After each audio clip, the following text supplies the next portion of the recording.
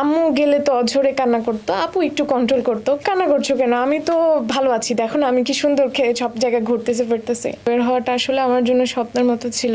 যখন আপনি চার দেয়ালে বন্দি, এইগুলো নিয়ে আপনি লড়ছেন ভিতরে, চার দেয়ালের ভিতরে, তখন বাহিরে আপনার সহপাঠীরা পরীক্ষা দিচ্ছে, ক্লাস করছে, তখন আসলেই বাহিরের কথা মনে আসেনি আপনার যে আমি যদি খোলা আকাশের নিচে থাকতে পারতাম, ক্লাস করতে পারতাম, ভার্সিটি জীবনের শুরু, ভার্সিটি করতে পারতাম?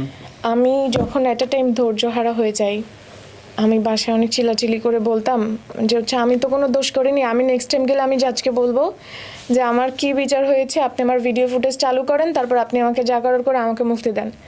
বাসায় অনেক কষ্টে আমাকে থামিয়ে রাখতো যে না এরকম করেও না, এরকম করেও না। অ্যান্ড আমি দেখতাম যে আমার ব্যাচমেটরা হচ্ছে পরীক্ষা দিচ্ছে, সো এটা অবশ্যই টাফ। আমার লাইফ থেকে একটা বছর, যেমন আমার ফ্রেন্ডরা এখন সব জায়গায় চাকরি করছে, মাস্টার্স করছে, মাস্টার্স শেষ যেখানে আমি মাস্টার্স করছি, জুনিয়রদের সাথে কন্টিনিউ করতে হচ্ছে।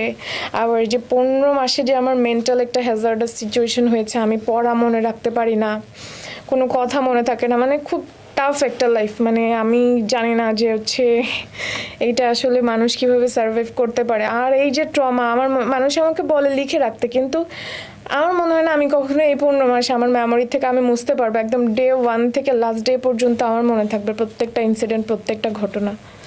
জেল গেটে আমরা গেলে দেখি যে স্বজনরা লাইনে দাঁড়িয়ে দেখা করার জন্য অপেক্ষা করে। আপনার ক্ষেত্রে আপনি কোনো এক জায়গায় বলেছিলেন আপনার মা বেশি যেত। হ্যাঁ, আমি তো বললাম যে আমার মা আর বোন ছাড়া আসলে আমাকে কেউ কখনো দেখতে আপনি যায়নি। যখন দেখতেন আপনার মা লাইনে দাঁড়িয়ে রয়েছে, তখন আসলে কেমন লাগতো?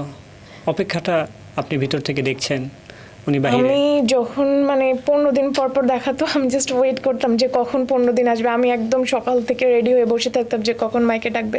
নির্দিষ্ট ডেট আসলে আপনার অপেক্ষা বাড়ে? নির্দিষ্ট ডেট আসলে মানে আমি একদম বসে থাকতাম যে কখন ডাকবে, কখন ডাকবে, কখন ডাকবে। তো আলটিমেটলি ওরকমভাবে দেখা যেত না, ছোট ছোট জালি দুই পাশে জাস্ট একটু একটু দেখা যেত।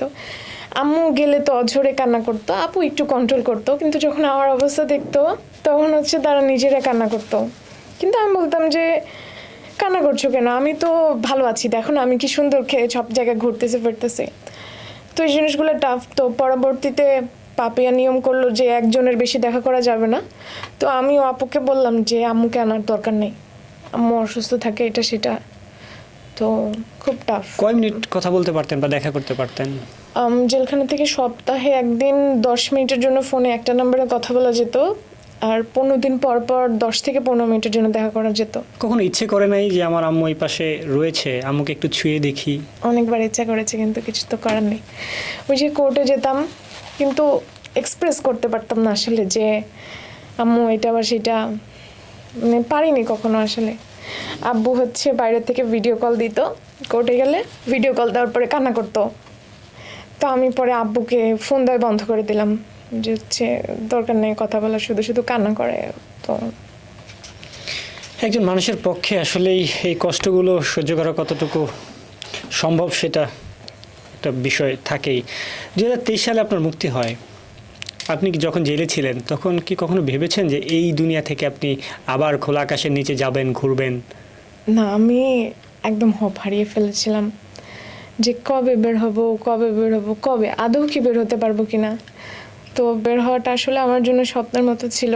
আমি যেদিন বের হয়েছি সেদিনও মানে আমার ফিল, মানে আমি একদম মানে একটা মানুষ আছে না যে ইমোশনলেস হয়ে যায়, মানে আমার কোনো কিছু ফিল হচ্ছিল না যে আমি এই জায়গা থেকে বের হয়েছি বা এটা আমার লাইফ, এরকম কিছু। মানে একটা কেমন লাইফ হয়ে গেছিল আমি নিজেও আসলে জানি না বা বলতে পারি না। আপনি বের হয়েছেন, তারপরে 24-এর গণঅভ্যুত্থান হয়েছে, সেই সরকার ক্ষমতাসীন দল আওয়ামী লীগের পতন হয়েছে, তখন অনুভূতিটা কেমন ছিল আপনার? আলহামদুলিল্লাহ, মানে আমি আচ্ছা, সাথে একটু যুক্ত করি, আপনি যখন জেল থেকে বেরোন, প্রথমে বের হয়ে কার সাথে দেখা করেছিলেন আপনি? আমাকে আসলে আনতে যায় আপু আর দুলা ভাই।